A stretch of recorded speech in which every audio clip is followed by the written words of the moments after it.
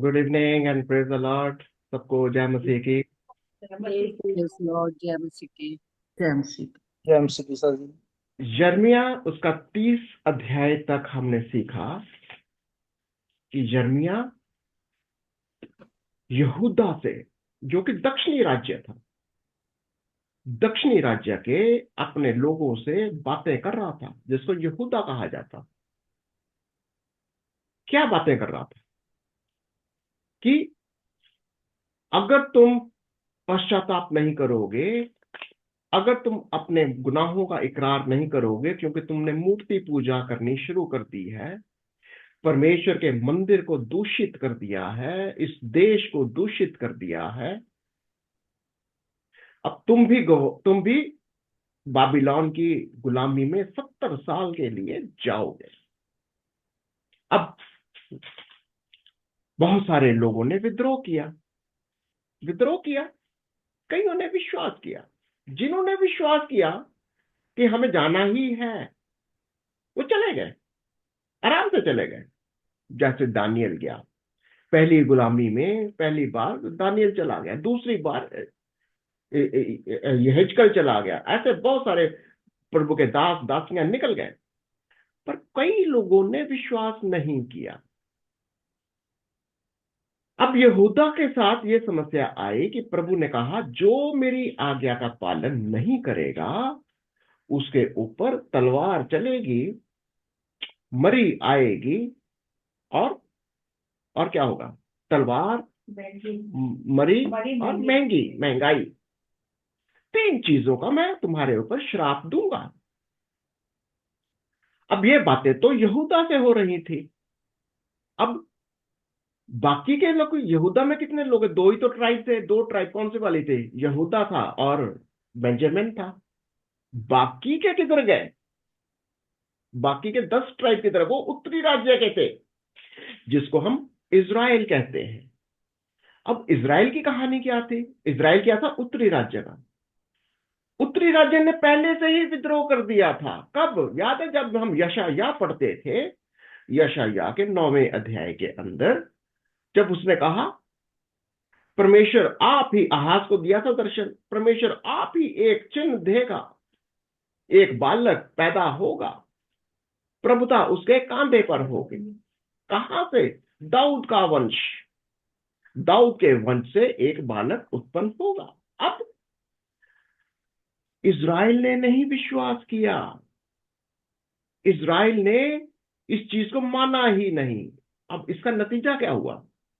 उत्तरी राज्य, उसके ऊपर आक्रमण हो गया। किसका? अश्शूर का।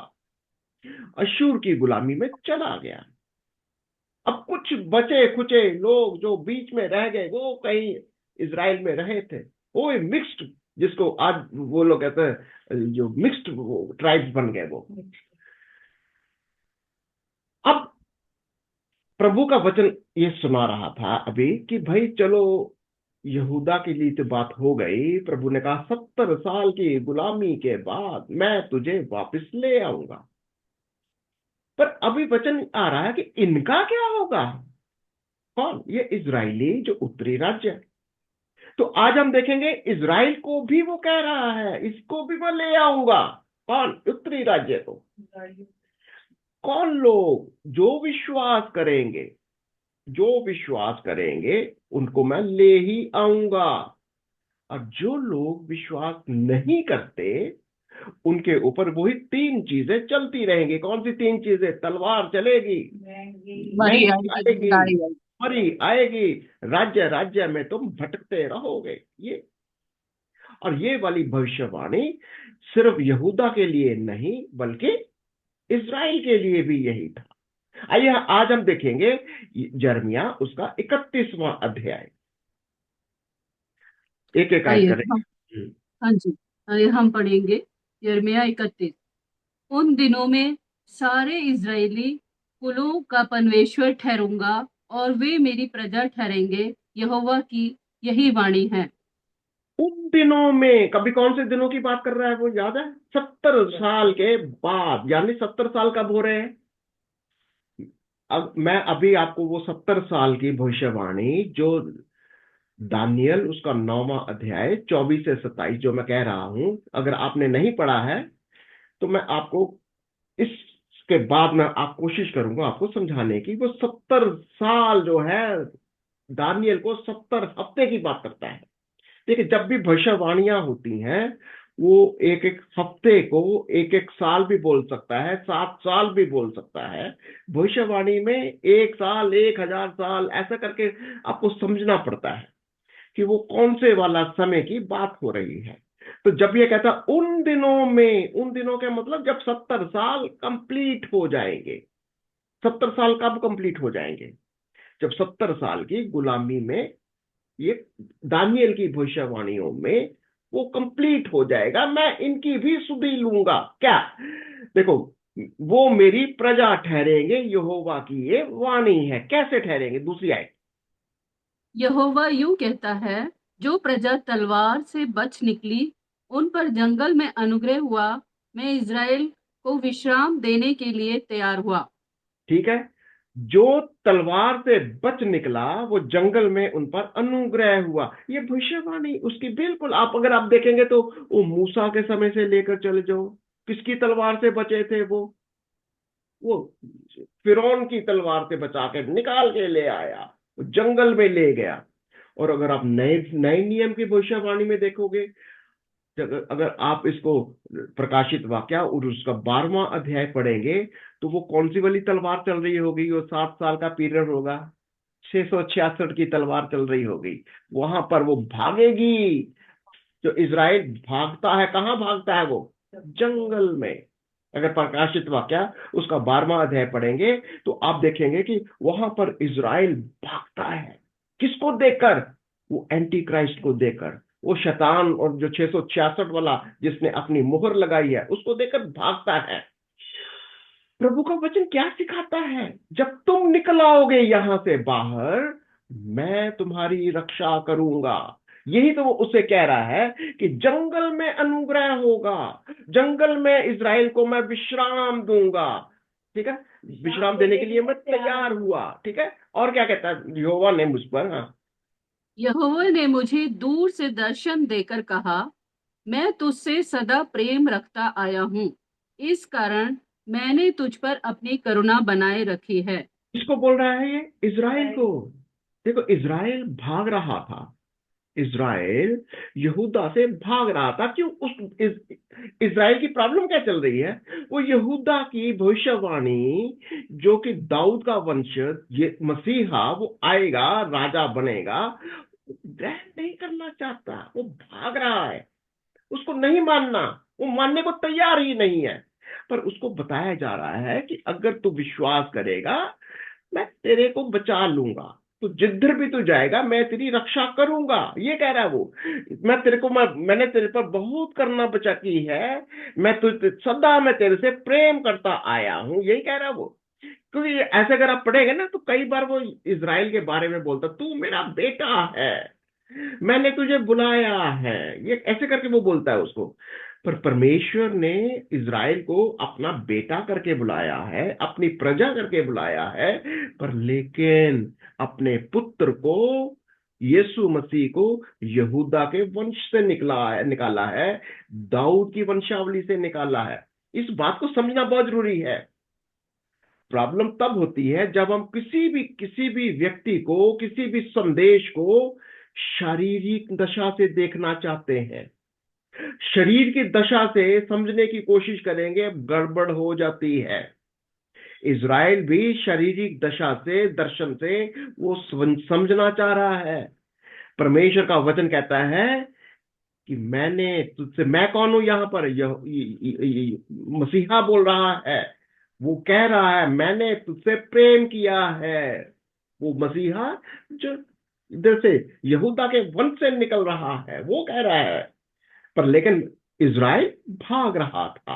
तो क्या कहता है 4th आयत के अंदर? हे इज़राइली। हम्म। हे इज़राइली कुमारी कन्या, मैं तुझे फिर बसाऊंगा, वहां तू फिर सिंगार करके ढप बजाने लगेगी और आनंद करने वालों के बीच में नाचती हुई निकलेगी।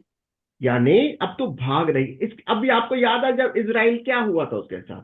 अश्शूर की गुलामी में चला गया। अशूर की गुलामी से अब वो बाबिलोन की गुलामी में चले गए।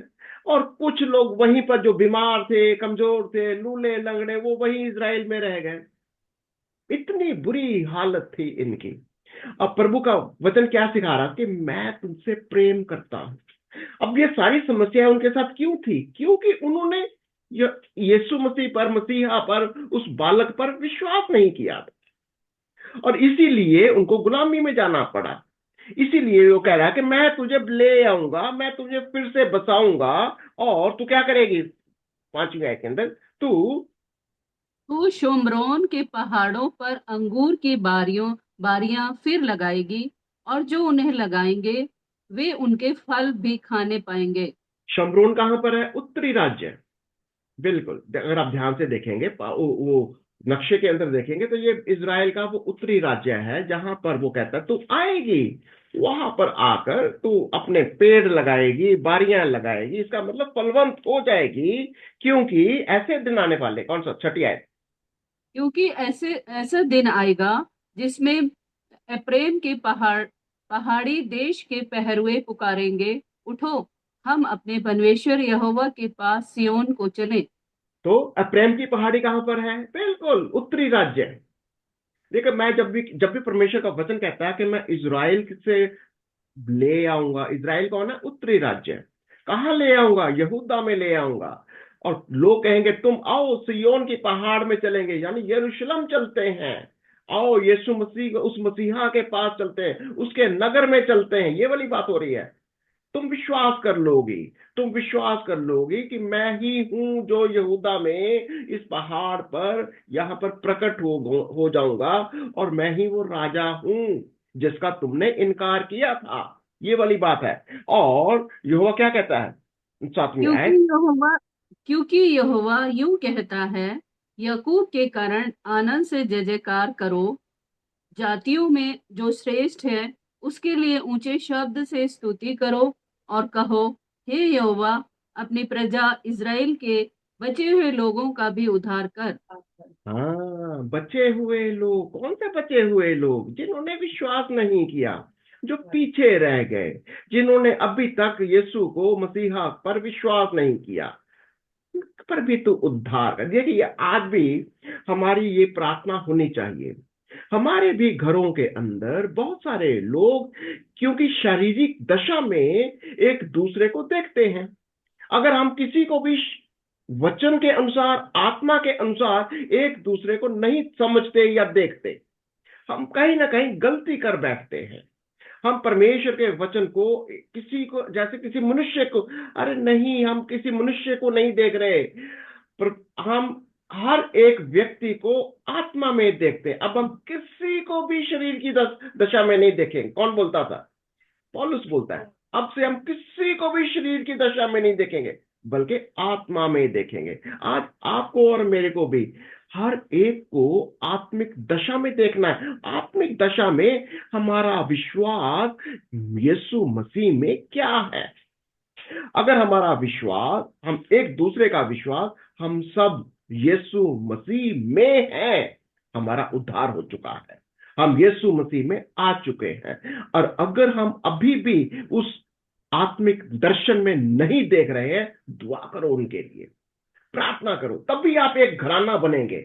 नहीं तो हम उस घराने में कभी भी नहीं आ सकते। वो कहता उन लोगों के लिए भी प्रार्थना करो जो रह गए हैं, जिन्होंने विश्वास नहीं किया। उन बचे हुओं के लिए भी प्रार्थना कर कि उनका भी उद्धार हो जाए।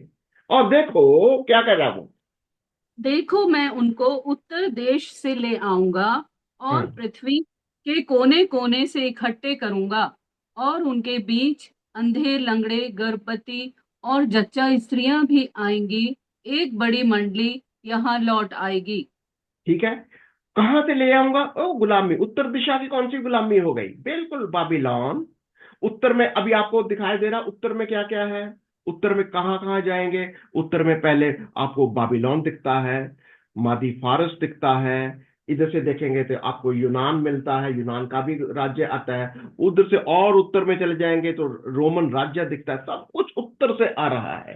सारी गुलामी उत्तर से आ रही, और ये लोग भटके जाएंगे, इजरायली लोग भटक जाएंगे, इधर उधर चले जाएंगे, गुलामी में चले जाएंगे।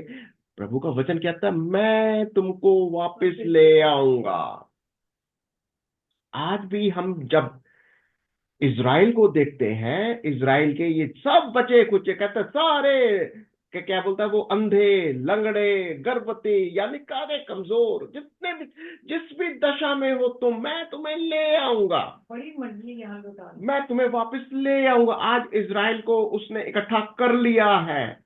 आज भी मैं कहीं देख रहा था, इंडिया में भी मणिपुर में कुछ इजरायली हैं। वो इजरायली कहते, वो हम इजराइल के वंशज हैं। इजराइल उनको भी कहता, उनको टिकट भेज रहा, 6,000 इजरायली जा रहे हैं वापस इजराइल का। कैन यू इमेजिन कि आज प्रभु कैसे कर रहा है, सब इजरायलियों को, जितने भी कहीं भी हैं, वो सबको वापस ले रहा है। ये परमेश्वर का योजना है कि वो किसी को भी नहीं छोड़ेगा, सबको वापस ले जाएगा। और वो क्या कहता है, वो क्या करेंगे, वो 9वीं आयत के अंदर, वे आंसू बहाते हुए आएंगे और गिड़गिड़ाते हुए मेरे द्वार पहुंचाए जाएंगे। मैं उन्हें नदियों के किनारे किनारे से और ऐसे चौरस मार्ग से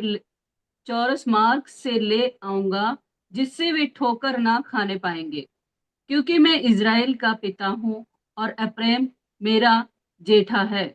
हाँ मैंने क्या बोला था ना, अप्रैम को क्या बोलता है, मेरा बेटा है, ये मेरा पहलौठा है।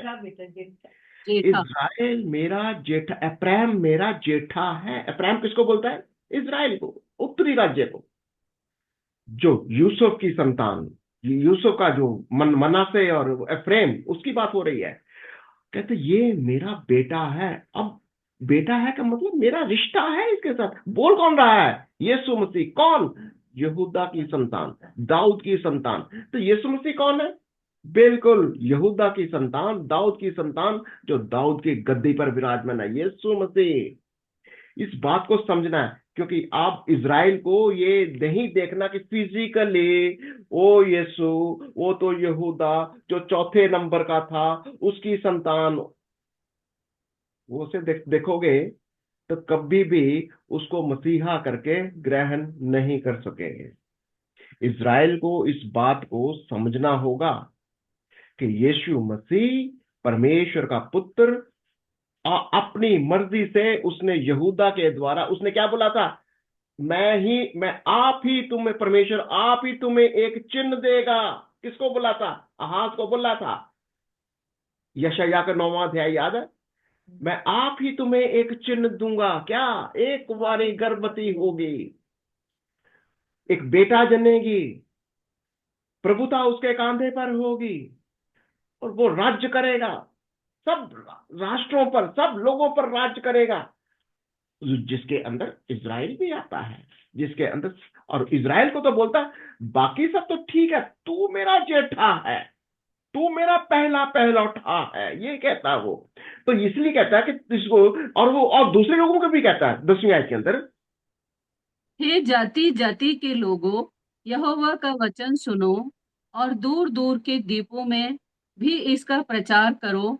कहो, जिसने इजरायलियों को तितर बितर किया था, वही उन्हें इकट्ठे भी करेगा और उनकी ऐसी रक्षा करेगा जैसी चरवाहा अपने झुंड की करता है। तो वो सिर्फ इज़राइल की बात नहीं कर रहा, पूरी राष्ट्रों जाति। की, चाहे वो मिस्र हो, चाहे वो फलस्तीन हो, चाहे मोआब हो, जितने भी अगल बगल के सारे देश, सब राष्ट्रों को कह रहा है, सब जातियों को बोलता है, विश्वास करो, विश्वास करो, तुमको भी वो ले आएगा, प्रचार करो, जैसा उसने इजरायलियों को तितर बितर किया, उन्हें इकट्ठा करेगा, वो तुम्हारी भी रक्षा करेगा, तुम्हारा भी चरवाहा है। इंटरेस्टिंग, जब वो इजराइल की ही बात नहीं कर रहा कि जो लोग तितर बितर हो गए थे, गुलामी में चले गए थे, ये इनको भी लाऊंगा और जातियों को भी लेकर आऊंगा मैं, सर क्योंकि, यूहन्ना सर यूहन्ना में क्योंकि भी बोलता है ना, हम्म, यूहन्ना में भी बोलता है कि मेरी और भी भेड़ें हैं। हाँ, हाँ, अन्य जातियां, जो इस जो इस जेठाला की गले की नहीं है, मेरी और हाँ, भी भीड़ें हैं जो इस गले की नहीं है, उन्हें भी मुझे लाना होगा। तब लाना एक होगा, ही गल्ला होगा और एक ही चरवाहा ही होगा। चरवाहा राइट, होगा। यस। तो वह क्या कहता है इन लोगों के बारे में? क्योंकि यहोवा ने याकूब को छुड़ा लिया हम्म। और उस शत्रु के पंजे से जो उससे अधिक बलवंत है उसे छुटकारा दिया है।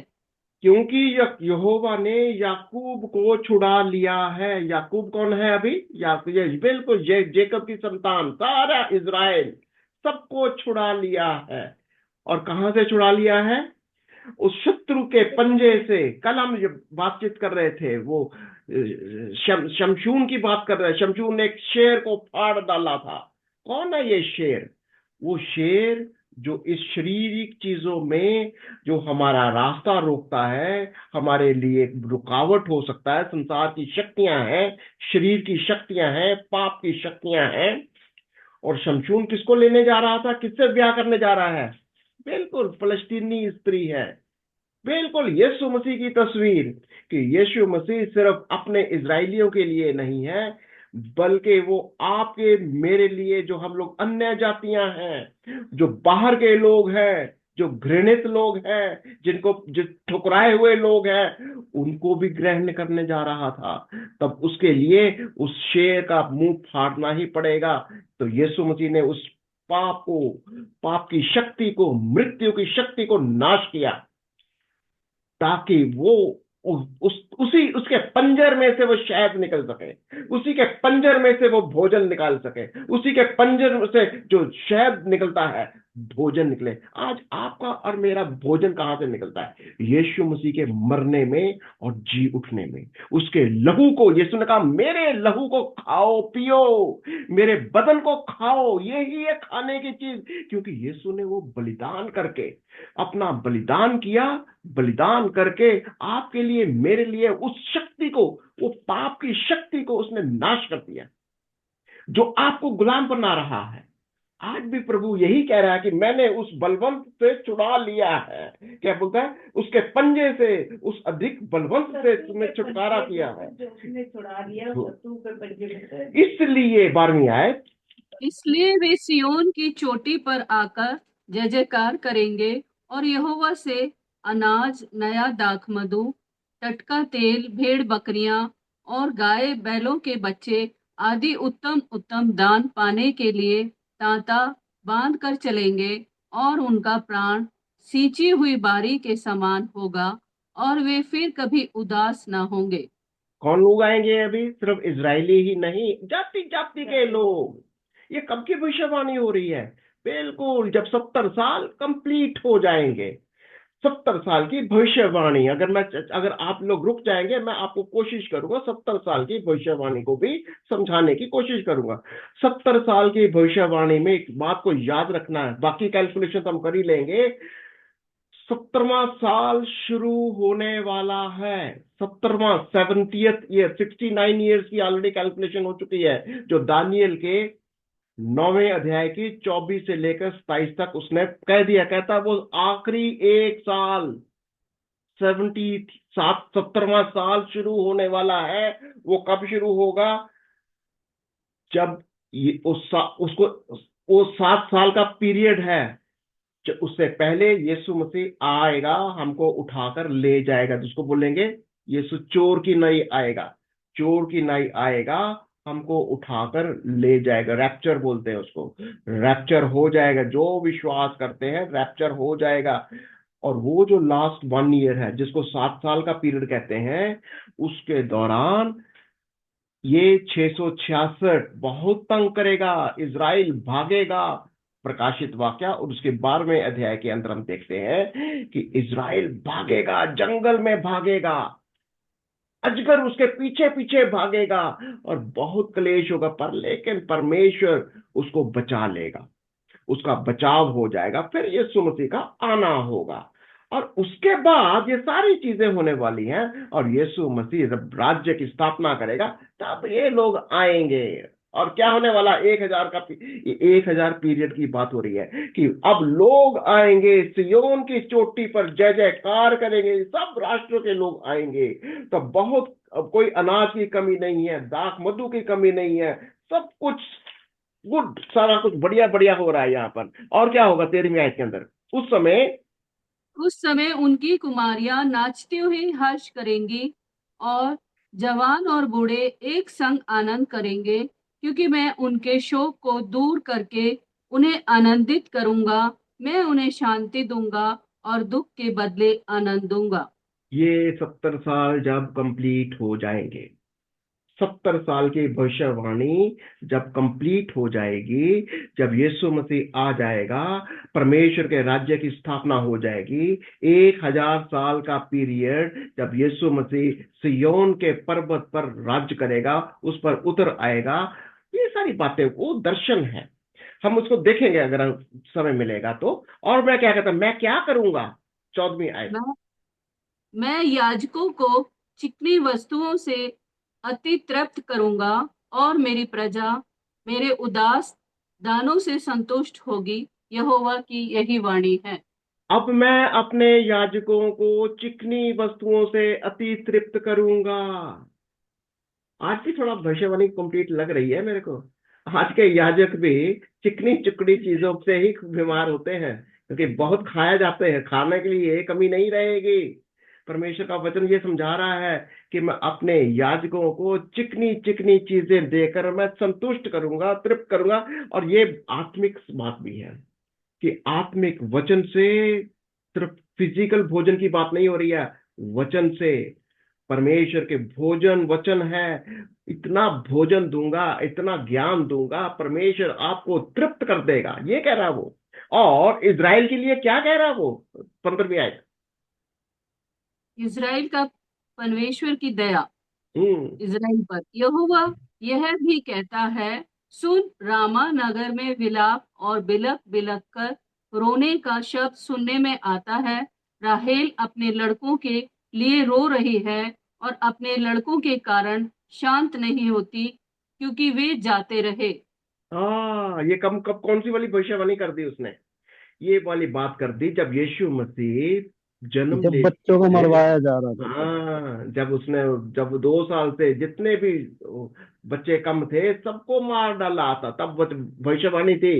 ये राहेल, राहेल कौन है ये बिल्कुल वो आपका यूसुफ का, वो जो यूसुफ किसकी संतान है, वो राहेल की, रेचल जिसको बोलते इज़राइल हैं। के इज़राइल के बच्चों इज़राइल, के इज़राइल की बात हो विश्वासी। रही है। ये बिल्कुल वो यूसुफ की संतान, वो जो रेचल से यूसुफ हुआ था ना, तो यूसुफ से फिर मनसे, और मनसे से मनसे, और दूसरा था एफ्रेम। तो ये उनकी संतान, कहता वो राहेल रो रही है, यानी इज़राइल रो रहा है। क्यों? 2 साल से नीचे सारे बच्चे उसने मार डाले, क्योंकि यीशु मसीह पैदा हो गया। यीशु मसीह तो पैदा हुआ था इधर से, है जो यहूदा की संत उधर से। पर लेकिन चलो आगे चलते हैं, यहोवा क्या कहता है। यहोवा यूं कहता है, रोने पीटने और आंसू बहाने से रुक जा, क्योंकि तेरे परिश्रम का फल मिलने वाला है और वे शत्रुओं के देश से लौट आएंगे। ठीक है, अब तेरा रोना पीटना, क्योंकि तू बहुत रो रही है, बहुत पीट रही है, किस बात के लिए? क्योंकि तुझे मारा जा रहा है। संसार किसको देखता है बेसिकली? संसार कहता है वो इधर से ढूंढ रहा है, इधर से शायद कोई मसीहा पैदा होगा, यहीं से आएगा, पर लेकिन वो आ कहीं और से रहा है। यही तो ये कहीं ना कहीं गड़बड़ हो रही थी, संसार को समझ में नहीं आ रहा, और ये रो पीट रहे हैं। निश्चय मैंने 17वीं। अंत में तेरी आशा पूरी होगी। यहोवा की यही वाणी है, तेरे वंश के लोग अपने देश में लौट आएंगे। निश्चय तेरी आशा, ये कर लिया। हाँ, निश्चय तेरी 17। आशा पूरी होगी, यहोवा की ये वाणी है, तेरे वंश के लोग अपने देश। अभी वंश का मतलब समझ में आया क्या कह रहा वो वंश जो मसीहा को ग्रहण कर लेंगे, वो लोग जो मसीहा पर विश्वास कर लेंगे, वो मसीहा जो यहूदा से जन्म लेने वाला, वही राजाओं का राजा है, वही परमेश्वर का पुत्र है। क्योंकि वो परमेश्वर का पुत्र है, तुमको वो कहता है तुम मेरे पहलौठे हो, तुम मेरी सुन, तुम मेरे अपने हो, उसकी बात हो रही है। तो वो क्या कह रहा है, आगे चल पढ़ो जरा। निश्चय मैंने हम्म। एप्रैम की ये बातें कहकर विलाप करते सुना है। तूने मेरी ताड़ना की और मेरी ताड़ना ऐसे बछड़े की सी हुई जो निकाला ना गया हो। परंतु अब तू मुझे फेर, तब मैं फिरूंगा, क्योंकि तू मेरा परमेश्वर है। ठीक है। अब इज़राइल क्या करने कह रहा है अभी, कि अब तू मुझे मेरा मेरा हृदय परिवर्तन कर। देखो इज़राइल की प्रॉब्लम क्या थी, कि वो यीशु को यहूदा का, मसीहा को यहूदा के थ्रू देखना ही नहीं मांगते। ये बहुत बड़ा कठोर मन होता है जब आप फिजिकल तरीके से किसी को देखना चाहते हैं। आत्मिक नजरों से देखो कि मसीहा आत्मिक तरीके से यहूदा का, दाऊद का वंशावली है। वो परमेश्वर का पुत्र आ रहा है। वो किसी उस सीनियरिटी जूनियरिटी नहीं देखता कि बड़ा पुत्र छोटा पुत्र, नहीं। वो यहूदा का वंश है, यहूदा के थ्रू आ रहा है। कहता है हमारा हृदय परिवर्तन कर, हमारे मनों को बदल, हमारी सोच को बदल, कि हमारा देखने का नजरिया सही हो जाए, हम तुझे पहचान सके और तू हमें ग्रहण कर सके। कि हम आगे आगे पढ़ो 19। भटक जाने के बाद भटक जाने के बाद मैं पछताया, और सिखाए जाने के बाद मैंने छाती पीटी। पुराने पापों को स्मरण कर मैं लज्जित हुआ, और मेरा मुंह काला हो गया। कौन बोल रहा है? ये इज़राइल। इज़राइल जो पश्चाताप करके वापस आए, जिन्होंने मसीहा को, यीशु को मसीहा करके ग्रहण कर लिया। कह दिया कि हमने बहुत गलती करी, कि हमने तुझे सही तरीके से नहीं समझा। हमने तुझे परमेश्वर का पुत्र, जो तू सचमुच में मसीहा है, जो आया है, जो आने वाला है, जो पैदा हुआ है, हमने तुझे नहीं जाना। हमने इसलिए पश्चाताप किया, हमने छाती पीटी। ये कह रहे हैं वो लोग। क्या? हाँ, क्या प्रभु क्या कह रहा है उनके बारे में? क्या एप्रैम मेरा प्रिय पुत्र नहीं है? हम्म। क्या वे मेरा दुलारा लड़का नहीं है? जब जब मैं उसके विरुद्ध बातें करता हूँ, तब तब मुझे उसका स्मरण हो आता है। इसलिए मेरा मन उसके कारण भर आता है, और मैं निश्चय उस पर दया करूंगा। यहोवा की यही वाणी है। अब यीशु मसीह मसीहा क्या कह रहा है? क्योंकि ये एप्रैम, ये इज़राइल, दरअसल में ये मेरा पहलौठा है। ये मेरा पहलौठा है। मैंने इसको मिस्र से मैं निकाल के लाया था। इसको मैं ही, देखो ये मसीहा क्या है, ये बता रहा है कि जब तुम मिस्र में गुलामी में थे, मैं तुझे गुलामी से लेकर मैं ही आया था। ओ प्रेम, ओ इज़राइल, ओ तू ही तो मेरा प्रिय है, तू ही तो मेरा प्रिय पुत्र है, तू ही तो मेरा दुलारा लड़का है। और मैंने तेरे विरुद्ध बातें करी, क्यों? मैंने तेरे को बहुत बहुत दंड भी दिया, क्योंकि तेरे को समझ में नहीं आ रहा जो मैं कह रहा हूं, तुम समझते ही नहीं हो। मैंने तेरे को दंड दिया, ये कह रहा हूं वो। इसलिए मेरा मन उसके कारण भर आता है। देखो प्रभु का माइंड कैसा है, बहुत दयालु। उसको बड़ा दर्द होता है जब हम उसके वचनों को नहीं समझते।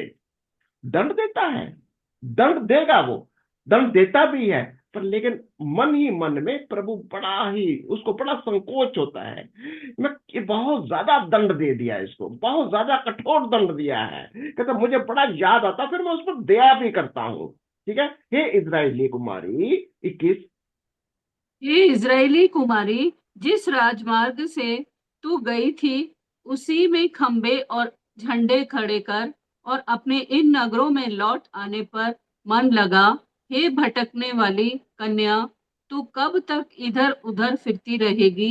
यहोवा की एक नई सृष्टि पृथ्वी पर प्रकट होगी, अर्थात नारी पुरुष की रक्षा करेगी। क्या? बहुत बड़ी बात कर दी उसने। कहता कि हे कुमारी, जिस रास्ते से तू गई थी, कौन से रास्ते से गई थी? मैंने विश्वास करती।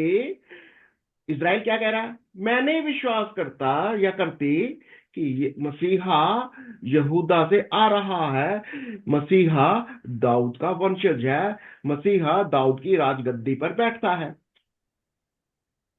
उसी रास्ते से पलट जा, उसी रास्ते से पलट जा, विश्वास कर। अगर और उसी रास्ते पर तू वापस आ जा, इसी चीज को तू ग्रहण कर। और जब तू तू भटकने वाली, तू ना भटक। अब मैं क्या करूंगा? तेरे को एक नई सृष्टि बनाऊंगा, एक नई सृष्टि। वचन नहीं कहता अब तुम पुरानी नहीं हो, नई सृष्टि बन गए हो, पुरानी सृष्टि पुरानी बातें खत्म हो गई। परमेश्वर आपको मेरे को जब बुला लेता है, एक नई सृष्टि बना लेता है, अपने पुत्र में बुला लेता है, आपको बहुत भेद की बातें बताता है। और उसको भी कहता है मैं तुम्हें एक बड़ी भेद की बात बताऊंगा। अब स्त्री पुरुष वाला मामला मत रखना माइंड के अंदर। पहले जमाने में घर जो पुरुष है वो बड़ा, स्त्री छोटी। अब नए नियम के अंदर क्या है, बराबर है। हम और जो मैरिज का कोर्स हमारे साथ कर रहे हैं वो समझते होंगे कि बाय मैरिज के अंदर हम क्या सीखते हैं, मसीह में हम सब बराबर हैं, एक हैं। और क्या लिखता है वो, क्या क्या तुम्हारे लिए होगी, एक एक नई बात तुझे सिखाता हूं। कौन सी वाली का, एक नई सृष्टि, नारी पुरुष की रक्षा करेगी। यानी नारी कोई कम नहीं है, परमेश्वर का वचन है। नारी को कम मत समझो। आज अगर आप देखेंगे सबसे ज्यादा फाइटर पायलट्स इजराइल के अंदर कौन कौन है, लड़कियां या लड़के? लड़कियां हैं, मैंने देखा है, आज लड़कियां सुबह हैं, देखा। फाइटर पायलट्स हैं वो भी। तो आज लड़कियां जो इंडिया में, तो अभी भी लड़कियों, मेरी बेटी पायलट है तो वो कहती है कि लोग बड़े हैरान होते हैं इतनी पायलट है ये। अरे आज भी लोगों को ये रहता है, लड़की है पायलट, लड़कियां फाइटर पायलट। ये प्रभु कहता है कि लड़कियों को कम मत समझो। नई सृष्टि में परमेश्वर ने लड़कियों को कमजोर नहीं बनाया, ये बात को समझना है। और क्या कहता है, समृद्धि नई भाषा में दूंगा तेरे साथ, क्या करूंगा मैं। इज़राइल का परमेश्वर सेनाओं का यहोवा यूं कहता है, जब मैं यहूदी बंदियों को उनके देश के नगरों में लौटाऊंगा, तब उनमें यह आशीर्वाद फिर दिया जाएगा, हे धर्म भरे वास स्थान, हे पवित्र पर्वत, यहोवा तुझे आशीष दे। तो इज़राइल का परमेश्वर क्या कहता है, यहूदी बंदी, जब मैं यहूदी बंदियों को उस देश के नगरों में लाऊंगा तब उनसे क्या आशीर्वाद दिया जाएगा, पवित्र यहूदा और पर्वत, यहोवा तुझको आशीष दे। यानी परमेश्वर की उपस्थिति में परमेश्वर शुक्रगुजारी करेंगे, ब्लेसिंग करेंगे। और क्या करेंगे 24 आयत के अंदर, यहूदा और यहूदा और उसके सब नगरों के लोग और किसान और चरवाहे भी उसमें इकट्ठे बसेंगे, क्योंकि मैंने थके हुए लोगों का प्राण तृप्त किया और उदास लोगों के प्राण को भर दिया है। एक परमेश्वर के काम करने के तरीके देख लो। जब कोई भी प्रभु के पास आता है, जब उसकी उपस्थिति में हम आ जाते हैं, सबसे पहला काम वो क्या करता है, वो आपको अपनी उपस्थिति में लेता है, आपके सारे दुखों को, आपकी थकावट को, आपकी बीमारियों को, आपकी कमजोरियों को पहले वो चंगा करता है। आपके मन को इतना हल्का करता है कि हम उसकी स्तुति कर सके, हम उसको वर्शिप कर सके, हम प्रभु की उपस्थिति में खुश आनंदित हो जाए। लूले लंगड़े सबको, वो थके हुए को मैं तृप्त करूंगा। ये देख, आज यही परमेश्वर के काम करने का तरीका है। अगर आपके जिंदगी में कुछ भी कमजोरी है, कुछ भी थकावट है, आप अपनी जिंदगी में परेशान हो, कुछ भी कमी घटी दिखती है, सिर्फ एक ही बात को समझ लेना है कि यीशु ही मसीहा है, यीशु ही परमेश्वर का पुत्र है। अगर आप उसको ग्रहण करके अपनी जिंदगी में अपने दिल का राजा बनाएंगे, आप उसके पास आएंगे, आप उसको ग्रहण करेंगे, आप उसके पुत्र और पुत्रियां बन जाएंगे। अगर आप विश्वास करेंगे कि यीशु परमेश्वर का पुत्र है, आप उसके पुत्र पुत्रियां होने का अधिकार पा जाते हैं। अब ये सारी बातें आती हैं, और इस पर मैं क्या करूंगा, इस पर मैं जाग उठा और देखा, और मेरी नींद मुझे मीठी लगी। क्या ये यिर्मयाह बोल रहा है, ये सारी बातें सुन रहा था दर्शन के अंदर। क्या बोलता है, देख यहोवा की क्या देख वाणी है। यहो देख यहोवा की यह वाणी है कि ऐसे दिन आने वाले हैं, जिनमें मैं इज़राइल और यहूदा के घरानों के बाल बच्चों और पशु दोनों को बहुत बढ़ाऊंगा। अब वो सिर्फ इज़राइल की बात नहीं कर रहा, यहूदा को भी, इज़राइल को भी बढ़ाऊंगा, यहूदा को भी बढ़ाऊंगा। दैट मीन दोनों आ जाएंगे। अब 12 के 12 ट्राइब जितने भी उनके गोत्र हैं, सबको मैं बढ़ाऊंगा। और क्या करूंगा, जिस प्रकार 28। जिस प्रकार से मैं सोच सोचकर उनको गिराता और ढाता, नष्ट करता और काट डालता और सत्यानाश ही करता था, उसी प्रकार से मैं अब सोच सोचकर उनकी उनको रोपूंगा और बढ़ाऊंगा। यहोवा की यही वाणी है। प्रभु अब आपको नहीं मारेगा। किसको बोलता है? इज़राइल को बोलता है, अब मैं तुझे नाश नहीं करूंगा। आज के लिए, आज भी सारे लोग, संसार के लोग कहते हैं, इज़राइल के पास इतना दिमाग कहां से आता है? दिमाग के पास, इज़राइल के पास इतनी टेक्नोलॉजी कहां से आती है? इज़राइल इतना पावरफुल देश कैसे हो गया? अरे, यही है यहोवा, यही है परमेश्वर, जो कहता है मैं तुझे बनाऊंगा, मैं तुझे बढ़ाऊंगा। ये देखिए, यही तो बात लोगों को समझ में नहीं आती। आज ईरान की लड़ाई, इजराइल की लड़ाई, अमेरिका की लड़ाई है क्या? सिर्फ इजराइल को वो नाश करना चाहते हैं, क्योंकि इजराइल को वो फिजिकल एंगल से देखते हैं, फिजिकल तरीके से देखते हैं। वो कहते हैं इजराइल तो कोई देश ही नहीं है।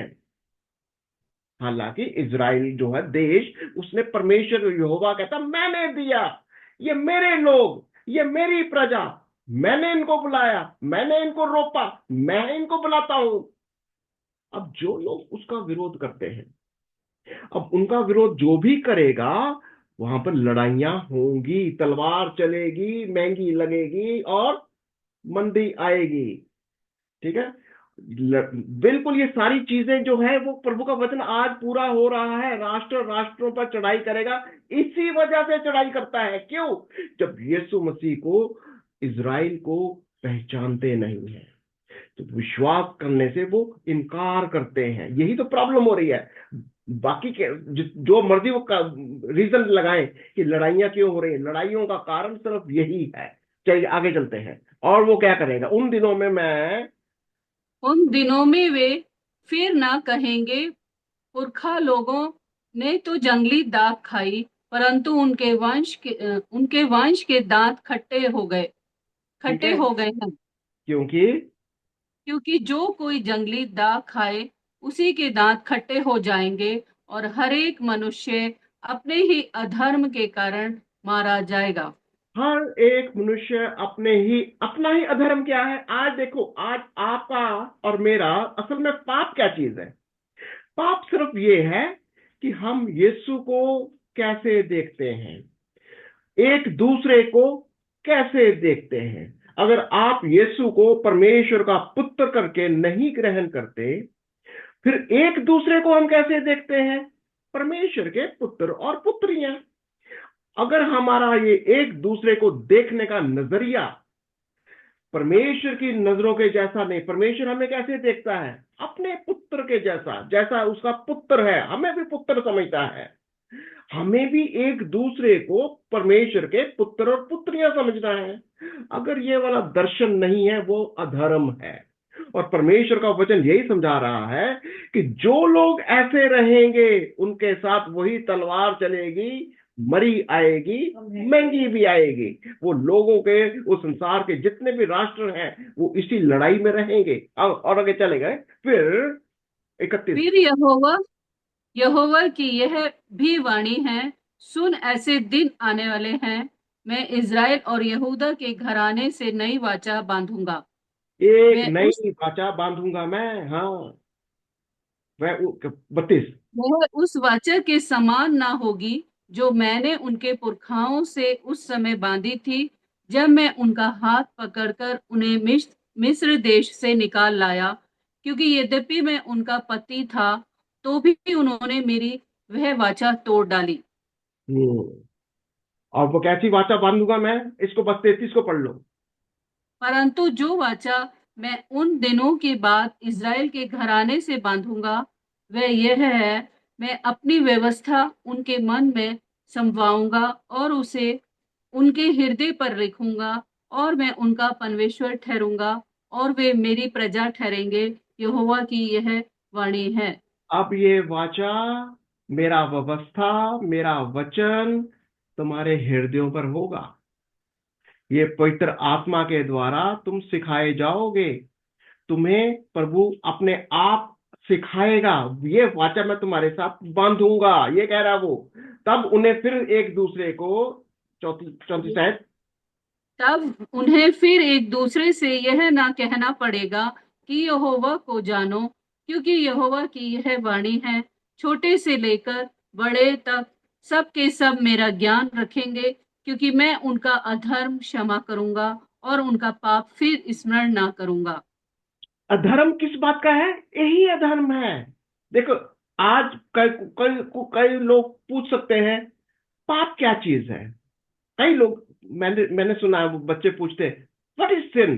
अरे सिन ये है कि तुम यीशु मसीह को पहचानते नहीं हो, तुमने यीशु मसीह को ग्रहण नहीं किया कि यीशु परमेश्वर का पुत्र है, यीशु उद्धार करता है, यीशु मसीहा है, वो तुम्हारा राजा है। अगर तुम उसको ग्रहण नहीं करोगे, वही पाप है। और इसीलिए तो तुम पाप और पाप की शक्तियां, ये संसार के मृत्यु की शक्तियां, सब कुछ तुम्हारे ऊपर असर करती हैं। वो शेर इसीलिए तुमको फाड़ खाने के लिए आता है।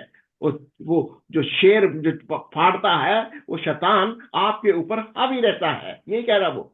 अभी उन्हें क्या होने वाला है अभी, जिस, हाँ, उसने दिन में प्रकाश देने के लिए सूर्य को और रात में प्रकाश देने के लिए चंद्रमा को तारागण के नियम ठहराए हैं, जो समुद्र को उछालता और उसकी लहरों को गरजाता है, और जिसका नाम सेनाओं का यहोवा है।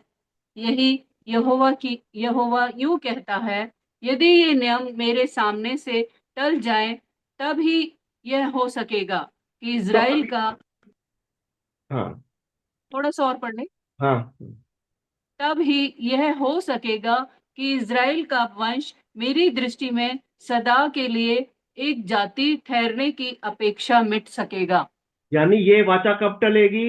अगर सूरज समय पर ना निकले, अगर चंद्रमा ठीक तरह से ना आए, चांद सितारे हिल जाए, अब ये सारी बातें अगर ये होने लग जाएगा, फिर मेरी वाचा टल सकती है।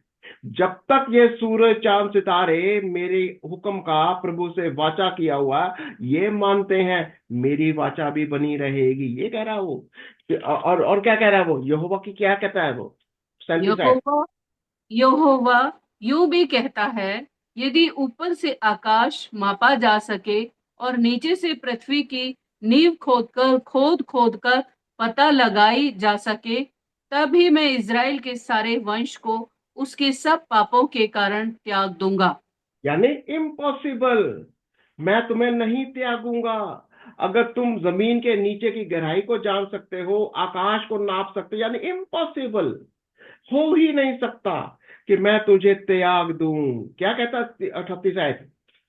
देख, यहोवा की यह वाणी है, ऐसे दिन आ रहे हैं जिनमें यह नगर हननेल के गुम्मट से लेकर कोने के फाटक तक यहोवा के लिए बनाया जाएगा।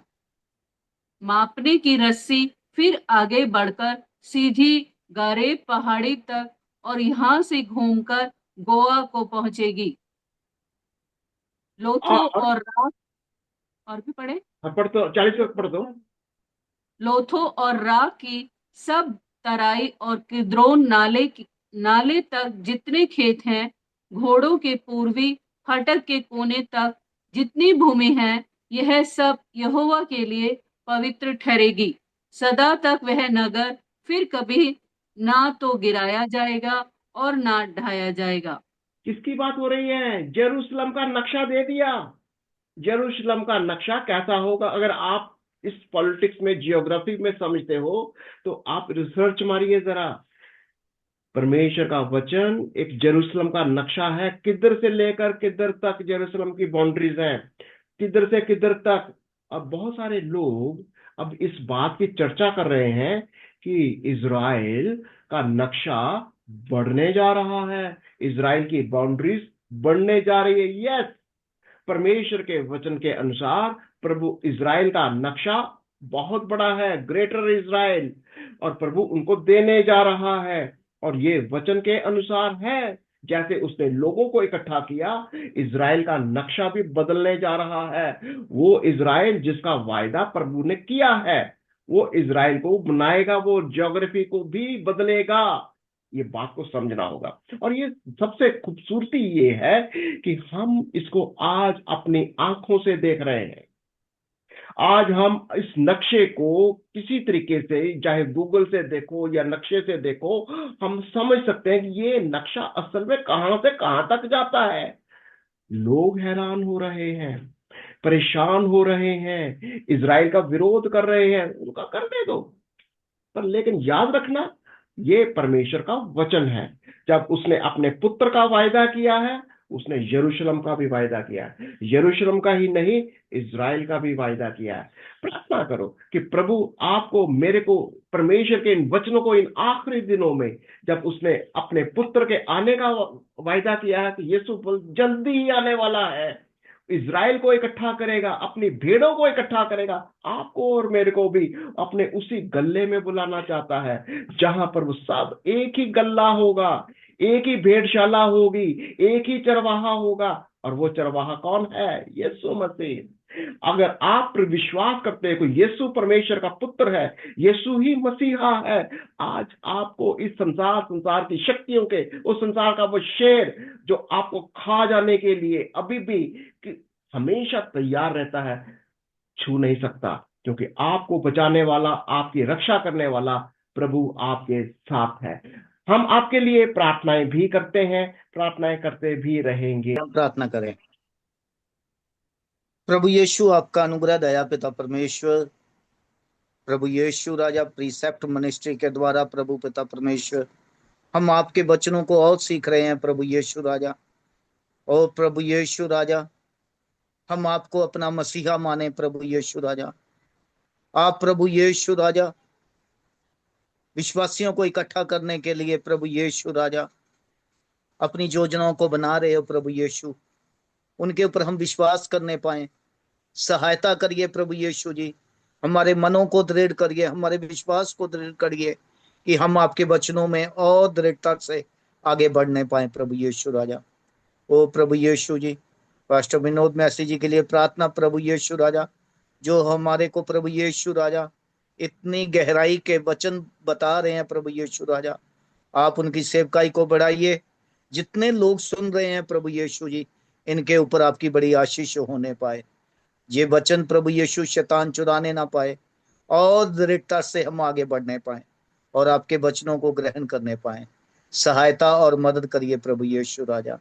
पिता परमेश्वर, आने वाले दिनों में जो प्रभु यीशु राजा आपके त्योहार को मनाने के लिए प्रभु यीशु लोग योजनाएं बना रहे हैं, हर तरीके से मददगार होना, सहायता करना, कोई भी प्रभु पिता परमेश्वर विघ्न कहीं पे भी ना होने पाए। सहायता करना, मदद करना प्रभु यीशु। और सारे ईस्टर के प्रोग्राम, गुड फ्राइडे के प्रोग्राम अच्छी रीति से होने पाए। सहायता करिए, मदद करिए, यीशु मसीह के नाम से मांगते हैं, आमीन। आमीन। आमीन। प्रभु आपको बहुत आशीष और बरकत दे।